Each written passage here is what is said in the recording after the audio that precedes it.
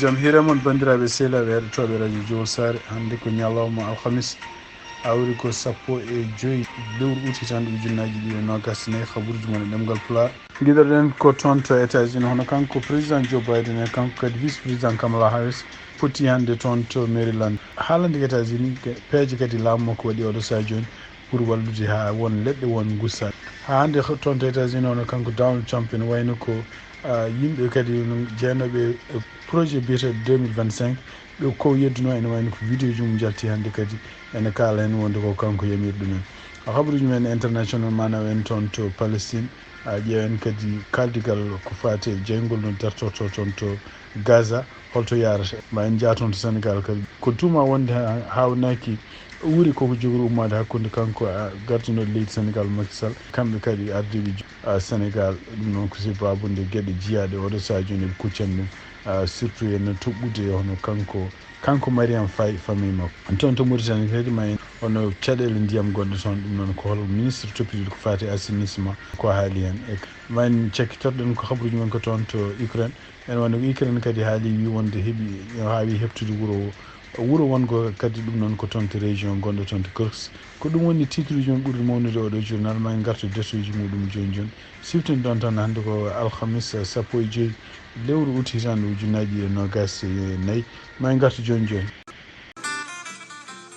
bandiraɓe musidɓe e yiɗɓe en gardi e golle ɗe ha ɗo arde haalande on programme men Elhadji Baba Baydy Mal ko aset paaɗo ɗo o so weeli Allah ɗo noon hutorte ko sanga woni waktuji no ɓe mbiyata ni time is money ɗum noon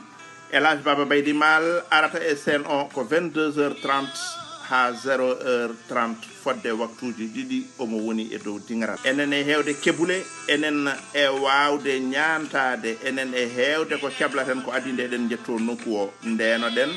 gila en arde potten e yaltoɓe enen jalta ɗum noon lutaɗo kala kañum tooñi te mo suwano hebde biye kala yo wat feere jokkodira eɓe ɓe mbinoɗen ɓe beele heɓa biye mum gila law ko noonne kayne Denver weeli Cincinnati welat Memphis ne kadi wela no hannirta ni ha hande wonande yimɓe ɓe ganda adresse to fijirde nde waɗata ene wayno waɗata ko 1364 Spring Lawn Avenue Cincinnati ɗum noon ko Ohio 45 223 mi reftani kadi 1364 Spring Lawn Avenue Cincinnati Ohio 45 223 ɗum noon ko 17 à partir de 9h yatoɗon toon Baba Mal fuɗɗoto ko 10h30 gasnata ko minuit 30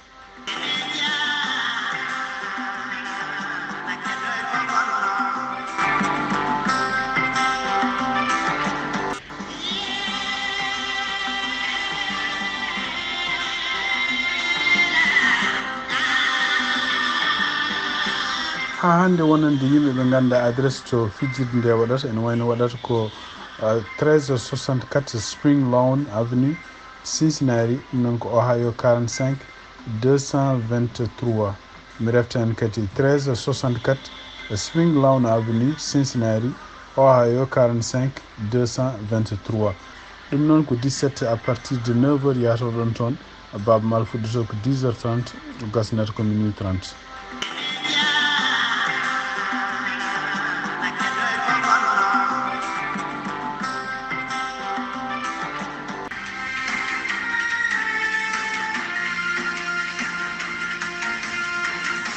bandiraɓe sehilaɓe heɗotoɓe radio Jowol Sare e jaam hiire mon no mbiɗen ni habaruji men puɗɗorɗen ko toon to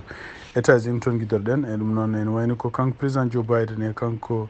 vice président Kamala Harris potino toon hande toon to Maryland ɗum noon ko wadde cérémonie sibabude won kaldigal ɓe mbaɗanno oɗo dumunu foof ko fate hakkude compagnie ji walla ɗiɗo société ji pewnoji leɗɗe e won leɗɗe won kadi ɗi ganduɗa ko Amérique naaɓe surtout yimɓe mawɓe ene kutoroɗe ɗen leɗɗe pour prix ji muɗum ɗum noon ene wayno ko kaldigal ngal hande ɓe jaltiniɓe mbi wonde ko kene waɗa leɗɗe 10 taw leɗɗe ɗe fof ko dole hen ko leɗɗe cafroje ñawuji ko wayno cancer en ko wayno ñawuji goɗɗi ɗi ganduɗa en oɗo saha joni en tampini surtout wonɓe mawɓe e États-Unis ɗum noon ene wayno ko kaldigal ngal wawi ken usta ken milliard uji jeegom wonande ustude ɗum e médicaire ɗum noon ko ɗum ɗo fof kadi jeeya koye plan moɓe ganno mamo mbanno guila hitande ujunnaji ɗe nogas e ɗiɗi taw oɗon plan ko fatu henne ustandi yimɓeɓe surtout henne tawdeɓe ene woodi ko wiyete inflation prix ji ne keewi banggueji goɗɗi donc ustandi ɗumen prix ji au moins ko fate henne leɗɗe ɓe mbiyat ɗum inflation act donc ene wayno ko oɗon cérémonie fotano wonde cérémonie patuɗe e campagne kono ene wayno ko noon woni wasino campagne hono kanko président hono kanko vice président Kamala Harris nde wayri nde ene wayno o yiɗi d'abord ko yettude hono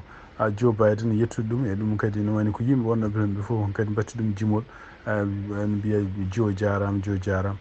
kono ene wayno caggal muɗum kadi caggal nde ɓe gayni haalde affaire leɗɗe ɗe ganduɗa kene wona sappo ɗi prix ji men gussaɗi ene wayno ko kanko président Joe Biden e kanko Kamala Harris kamɓe fof ɓe paati hen kadi koye campagne kanko président Joe Biden o fuɗɗi toñde hen gueɗe o wi wonde ko nayejo no feewi par ce que o yarata ko duuɓi capannayyi o nayi no feewi o haali kadi o wi kadi ne wayno ko o wone congrès kene wona 270 hitande ɗum noon ko nayejo no feewi ɗum ɗo fof ko toñje hono keñi hono kanko président ancien président Donald Trump et surtout kadi vice président makko hono Jeudi ko wawi wonde fof ene wayno ko yimɓeɓe kadi ɗamini hono kanko Kamala Harris ene o wiritoon ni hawnaki janggo ma o waɗa discours pour yaltinde haalande yimɓe holkoni plan makko surtout plan ko fati économie andaka noon est ce que ko kanko président Joe Biden e kanko Kamala Harris plan moɓe joguino tan guila hitande ujunnaji ɗiɗi e nogas est ce que ko ɗon plan tan jogori ko noon jogori waade walla so tawi wonko jogori waylude hen kanko Kamala Harris donc ɗon ene faada ha janggo ko jiita e ɗum ɗon ene wayno ko ha hande ko kamɓe démocrate en eɓena para oɗo saha joni pour ko fate hen convention mabɓe mawɓe mo jogorɗo wadde toon to Chicago ñande 19 nduɗo lewru donc ene wayno ko yimɓe hewɓe ne woni koye ƴeewede joni hol haaloɓe toon ko anda tan kam ko kanko président Joe Biden ko kanko jogori uddide conférence o ñande altinde kanko yittoto haalde e yimɓe hohoɓeɓe foof kadi en ɗamina so haali toon mawo haal kadi haala kewko ko fate en bilan makko kanko Kamala Harris ɗiɗo duuɓi tati e feccere ɗiɓe laami holko ɓe mbaɗi e hol kadi kolko jogori wonde plan makko kadi kanko Kamala Harris caggal nde o haali ɗum hanki ne wayno ko kanko président Joe Biden kadi mo yentu hen pour kadi wiide wonde ko oɗo plan mo Kamala jogori addude ko hunde wonde yimɓe américain ñi ne poti wattude hen haqqille par ce que ɗum wawata wallude Amérique yaara yesso hande ko fati États-Unis hono kanko Donald Trump ne o hollama hande ko yimɓe ɓe ganduɗa jeenoɓe winduɓe oɗo projet ɓe mbiyata 2025 ɗum noon ko kanko biyeteɗo Russell Vol ko goto e jeeyaɓe winduɓe ndeɗo oɗo projet 2025 enen ko projet mo ganduɗa en kaalo hono kanko laamu makko kanko Trump so ari holno waɗata holno waylirta États-Unis ɗum noon ko guila e addan kadi woteji waɗɗe guila e kadi firtude kala ko woni département justice taw ko kanko woni jamiro kanko woni ñaawo kanko woni avocat firtude gueɗe ɗe ganduɗa ko fati FBI wadata kadi en directeur mum ko kanko tan wonata ɗum ɗo fof ko gueɗe ɗe ganduɗa kanko Trump o wino o andana oɗon projet haydara kono e nder vidéo jiitaɗo kadi vidéo henne ko kanko Russell Vogt o wonno toon koto hôtel gonɗo toon to Washington DC ene wayno ko omo haalda yimɓe ɓe ganduɗa hen ɓew liggotto en o haali hen haala kewka o wonde ɗiɗo duuɓi ɗiɗi ɓennuɗi fof ene wayno ko kamɓe ɓe gonno koye liggade e yamirore Donald Trump pour yo watta ɓe mbaɗa oɗo projet pour kadi rokkude ɗum peeje gueɗe ɗe ganduɗa ɗe foti waylude e kadi kañum hoɗum no yiiɗi waylira ɗum ɗo fof noon ko hunde kadi wonande hawnaki kadi ma wonan mo kanko Donald Trump tawde o yaltino e télé omo yedda wi wonde ko tinani oɗo projet no watte nde kadi ko haalata hen o yaadani ɗum ɗon yaltude oɗo vidéo joni kadi ɗum ɗo ko haala makko wonande campagne makko o jaabaki noon caggal nde vidéo yalti kono vidéo ene wayno nana holle chaine uji Amérique foof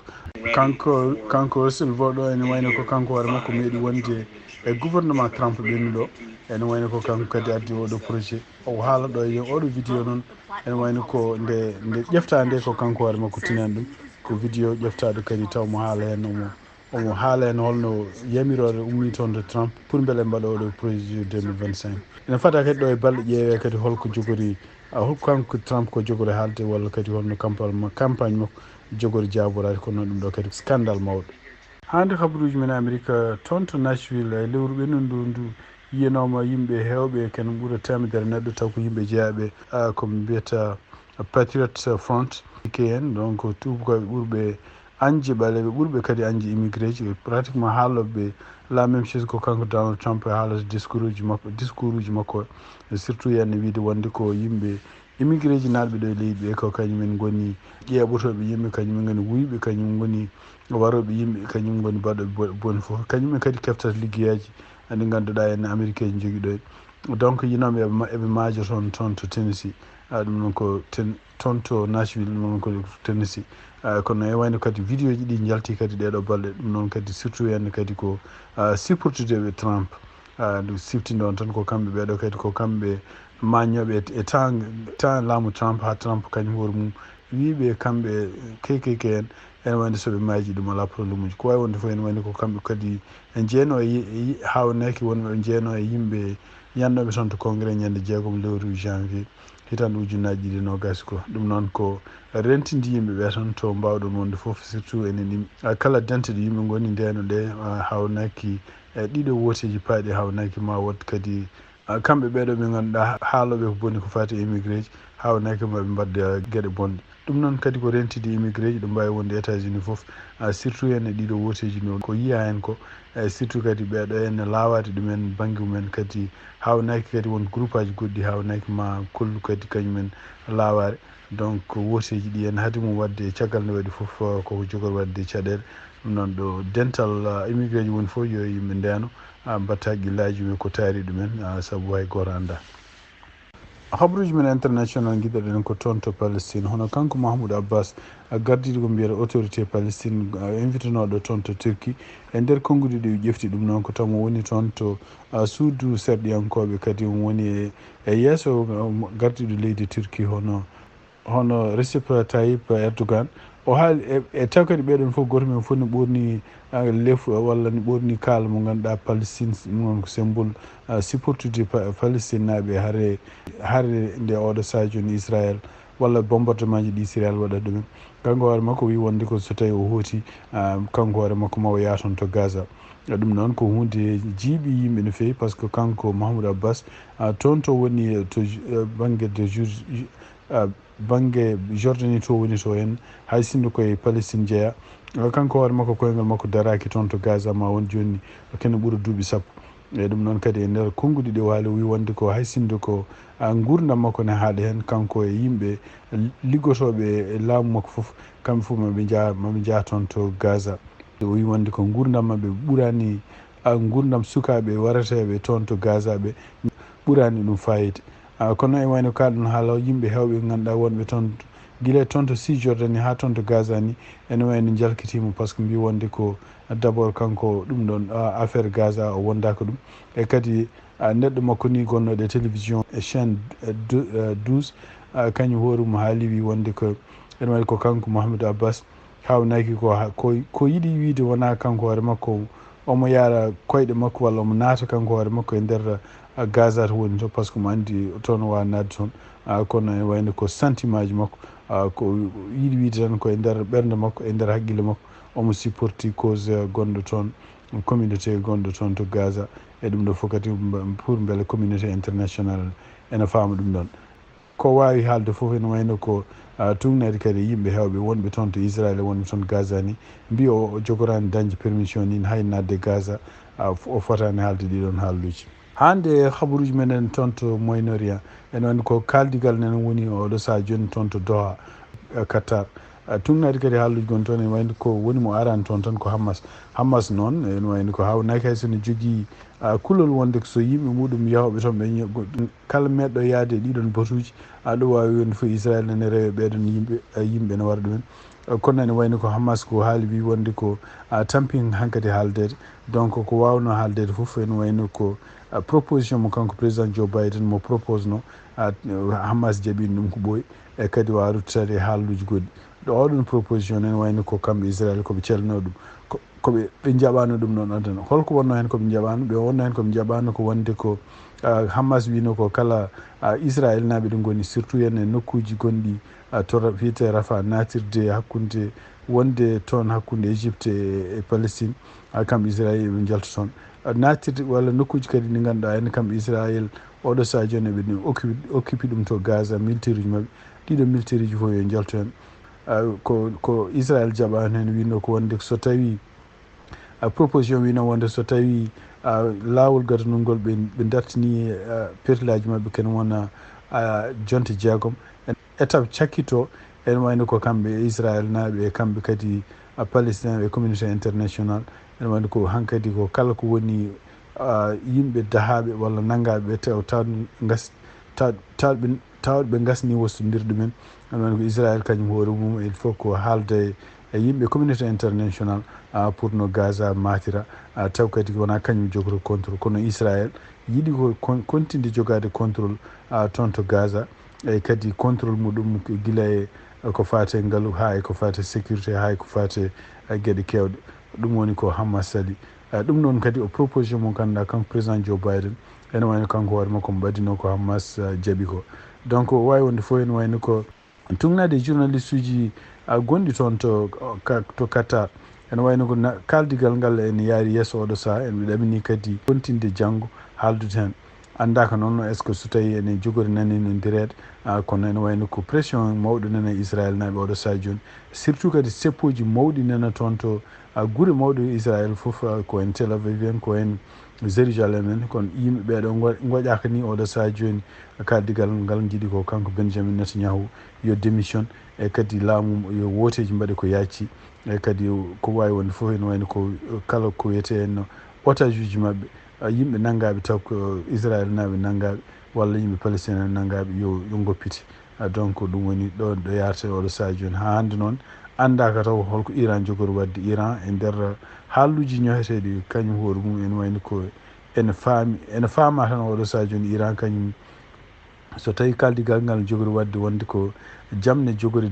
dañede hakkude Israël naɓe Hamas hawnaki kañum hoore mum ma haytu ko wiyata ene watto ko ɗum noon ko ɗon yarate hannde habaruji men toon to Mauritanie e tugnade kadi e ko journal biyeteɗo la dépêche mo Mauritanie mo windi ene wayno ko kamɓe Nouakchott mo woni koye ɗom ko oɗo saaha joni ɗum noon ko guilande kanko gouvernement oɗo kesso jooɗaki ene wayno ko Nouakchott fuɗɗima robiñaji fof koko joori oɗo saaha joni ɗum noon ko leyɗe ko ɓuuri hewde leyɗe gonɗe to Nouakchott ko ɗum waɗi ko kanko ministre kessonomaɗo biyeteɗo Amal Mint Mouloud ene wayno ko haade makko no meeɗo taw déjà oɗo probléme fuɗɗima donc tawi ko situation mo moƴƴani c'est pourquoi ene nder ɗeɗo balɗe fof kanko hoore makko mo yalta e tel omo ƴeewa famnude yimɓeɓe no hol peeje ɗe o jogui kono ene wayno peeje ɗe fof ko hunde nde ganduɗa hen hawnaki ma ƴeftu temps tugnade ko haali noon e wi wonde ko ndiyam ko ɓuuri hewde ndiyam garojam oɗo saaha joni to Nouakchott ummoto ko toon to wiyete PK 17 koɓe ƴogata joni ko capanɗe jeetati e jeetati métre cube par jour ɗum noon wonno adana ko capanɗe 5 ujunere métre cube par jour oyi kono en wayno ko ɗamini wadde balɗe garoje ko hawnaki toon to idini ene wayno ko ndiyam guetteten ɗum idiniɗam ko capannayyi ujunere métre cube par jour o watta ɗum temedere ujunere métre cube par jour toon kadi toon kadi ɗo ɓulɗi goɗɗi gonɗi toon to ɗum mbiyata Aout ene wayno itteteno toon ko temedere nogas ujunere métre cube par jour o watta ɗum 225 métre cube par jour ɗum ɗo fof noon ene o haaldiri ni o wi wonde ko ɗiɗo ɓulli walla ɗiɗo nokkuji ɗo ndiyam ƴogueteɗo ene wayno ko ɗum ɗo foof ko guila adana Nouakchott o wi ko guila adana ene wayno ko planification mbaɗanoɗo guila adana o ene wayno ko population ɓurtima ɗum doole kono noon ko wawi wonde foof woni koye peeje muɗum hay sinde ko hunde kadi ndewroni kadi ndewa jogorde tampindemo ɗum noon ene wayno siftinde on tan ko kanko oɗo ministre biyeteɗo Amal Mintu Mawlud o lomti ko Sidi Ahmed Mohamed nomaɗo joni kañum hoore mum yo won mawɗo parti INSAF toon to Mauritanie toon to Sénégal e tugnade kadi e mo Jeune Afrique windi hay sinde o Macky Sall ene wayno takkanoma nde woteji haade men wadde toon to Sénégal takkanoma wonde ko kanko hoore makko woteji baɗɗi toon ɗi ko kanko waɗi feere ha candidat mo suɓino biyeteɗo Amadou Ba kañ ha hawa e ko kanko waɗi kadi sababu ha Ousmane Sonko yalti ɗum noon e wayno ko oɗon sa wiyanoma wonde ko gañodiral gonnogal hakkude makko Ousmane Sonko ustinoma eyyi kanko Ousmane Sonko kadi o nananomo ni mo wiya e nder campagne o wonde ko oɗo saha joni ene wayno ko wona Macky Sall woƴiɓe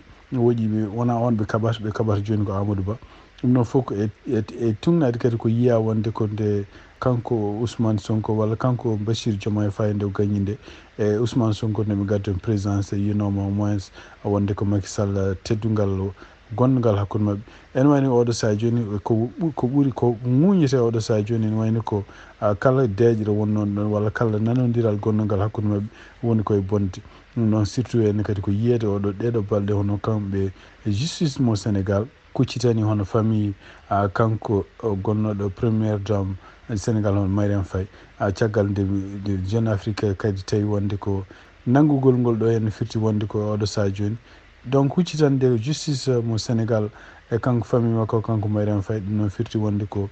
kala maslaha gonnoɗo hakkude mabɓe kamɓe ɓeɗo laamiɓe yo joni e kanko Macky Sall woni koye bonde ɗum noon ene wayno ko tina oɗo dummuno hono banum gorko Mariame Faye biyeteɗo Adama Faye kañum hoɗum nangganoma e kadi hay yummakko kanko Mariame Faye kañum hoɗo mum ene wayno noddanoma toon to bureau gendarmerie pour enquêter pour namdede won question ngaji e kadi ko haalta oɗo saha joni hono kamɓe laamiɓe toon ɓe laamiɓe joni ɓe ene wayno ko hay kanko Macky Sall ɓe dokkanimo yimɓe ɓe ganduɗa en agent ji renoɓe ɗum noon kadi ko droit makko kanko ancien président joggade ko wiyete henne garduji caggal nde natti wonde président ɗum ɗo foof so tawi ɗum ko hunde nde ganduɗa henne ko gonga firti wonde ko ɗum ɗo fof ko gonga firti wonde ko kala ko maslaha gonnoɗo hakkude mabɓe woni koye bonde e kadi ko tina ko sakiri ko kanko Macky Sall kanko hoore makko o windino e nder ɓataki mo windi ɗum noon koye fatude e yenne yimɓe jeeyaɓe parti makko APR walla Benno Bokk Yakar pour rentinde ɗumen wonde ko laamu ngu joni ko huccinani ko ene wayno ko bonnude leydi Sénégal kadi ko rendindima ɗum ɗo fof ene wayno ko hawnaki ko hollude tan maslaha walla nanodiral hay sino wonno hakkude mabɓe woni koye bonde donc hande siftinde on tan ko kanko Macky Sall guille nde o natti wonde président ha oɗo ñalawma o koyngal makko dartaki toon to Sénégal ko wawi wonde fof ene wayno ko yimɓe jeeyaɓe parti makko walla jeeyanoɓe parti makko hande ene keppi wonde ko kanko Macky Sall kanko hoore makko ko dillata pour o famna yimɓeɓe holko woni holko woni ko kewi oɗo saha joni par ce que yimɓe hewɓe jeeyanoɓe parti makko nene continue hande ne pelamo no mbiya ko kanko waɗi feere happa ha walla ha Amadou Ba wasi gagnade e kadi ha kamɓe ɓeɗo Bachir Diomaye Faye gañi holko woni sababu mum e kadi hol peeje ɓe mbaɗata oɗo saha joni o wawi wonde foof ɗum ko kanko Macky Sall mo ɗamina hawnaki mo wonde nde o haali pour kam au moins o deña haqqillaji yimɓe walla kam o haalana yimɓe holko woni e dow muɗum hande toon to Sénégal ene woni caɗele kadi nene oɗo saha joni hakkude kamɓe syndicat liggotoɓe port e kanko kadi directeur général port biyeteɗo Waly Diouf Bodiane ɗum noon e wayno koɓe gullitimo oɗo saha joni ko audit baɗete toon dartini on won contrat ji kewɗi dartini oɗo saha joni contrat ji ko mbiyata durée déterminé gonno toon e wayno kadi donc e lettre moɓe mbaɗi walla e communiqué moɓe mbaɗi ɓe gulliti ɓe mbi ko il faut ko ɗiɗon contrat walla oɗo suspension artire dartine ko yacci e kadi ene wayno ko kala droit ji yimɓe liggotoɓe wonnoɓe toon taw ko oɗo audit walla ɗiɗo contrat ji ko dartina ko hen ɗiɗon droit ji fof jaɓɓanom ɗum ɗo fof ene wayno ko ɓe ñaagui yo artire ha laaɓa e kadi ene wayno ko audit bawɗo waɗede fof hankkadi ene wayno foti gasde foti dartade donc ɓe mbi wonde ko ɗum ɗon noon ɓe kuccini ɗum wonde koye kanko gardiɗo leydi ndi e kanko kadi gardiɗo laamu ngu ko wawi wonde fof ene wayno ko kamɓe syndicat o kadi ene wayno eɓe jogori so tawi laamu ngu jabaki eɓe jogui anniya wadde gueɗe ko wayno sit-in ko wayno kadi seppoji ɗum noon surtout en axe mool 3 direction général eɓe jogui kadi wadde gueɗe kadi goɗɗe ko wayno toon to porto ɓe mbaɗa ko mbiyete hen brassard rouge ɗum noon ko wadde won ɗum ɗoji drapeau ji won walla signe ji won pour hollude tan eɓe jogui sunade donc ɓe bindi lettre o toon te fate mawɗo leydi ndi ɓe bindi lettre o kadi fate kanko directeur général e kadi kanko kadi premier ministre mo Sénégal Ousmane Sonko bandiraɓe sehlaɓe heɗotoɓe radio Jo Sar ɗi kabaru min jogon noon hannde oɗo ñalawma alhamis 15 lewru août hitande ujunnaje 2024 en mbaali jaam on jarama